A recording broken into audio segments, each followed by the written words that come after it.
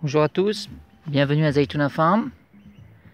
Aujourd'hui je vais vous montrer un peu comment on prépare une couverture de sol pour installer un jardin périn. Donc juste ici on est dans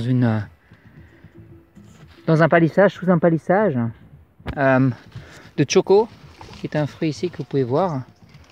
Hop, fruit très abondant, qui pousse partout, qui fait partie de la famille des cucurbitacées et qui repose donc sur une structure bambou qu'on est en train de démonter pour installer une production de kiwi.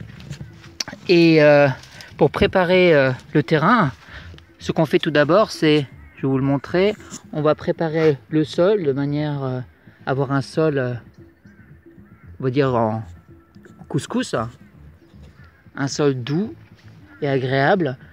On va commencer à planter des plantes pérennes, telles que cet épinard, et également des plantes pérennes telles que cette salade que certains d'entre vous doivent connaître, le pourpier, qui est également indicateur d'un très bon sol. Derrière, on voit également de la citronnelle, et puis ici également des fleurs qui vont être plantées. Voilà, donc travail superficiel du sol, paillage et couverture de sol pérenne, annuelle, donc je vais vous montrer de suite, qui a été installé. Donc vous pouvez voir ici, donc on a semé une couverture de sol de vesse, donc la racine commence légèrement à sortir, je ne sais pas si vous pouvez le voir, et puis également de lupin, donc de lupin et de vesse, qui sont plantés dans un inoculum qui va favoriser la germination, et après 5 jours, 6 jours, vous avez une couverture de sol qui sort comme celle-ci, juste en dessous des papayers.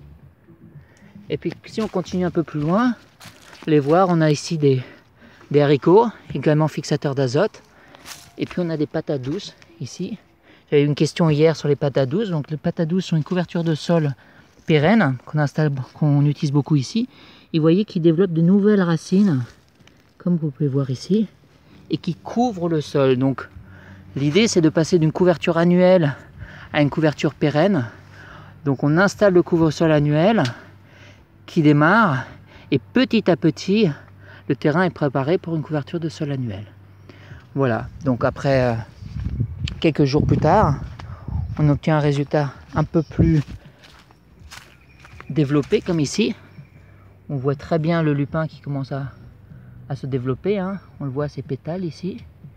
Et puis ici on a des figuiers de barbarie, de la patate douce en couverture de sol, la couverture annuelle, popo, des papayes qui couvrent l'arbre, des patates douces, enfin là c'est plutôt une sweet root, ce qu'on appelle sweet root en anglais, et également de l'amarante.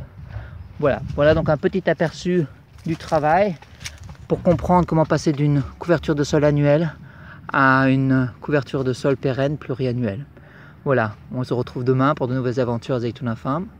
Bonne journée à tous.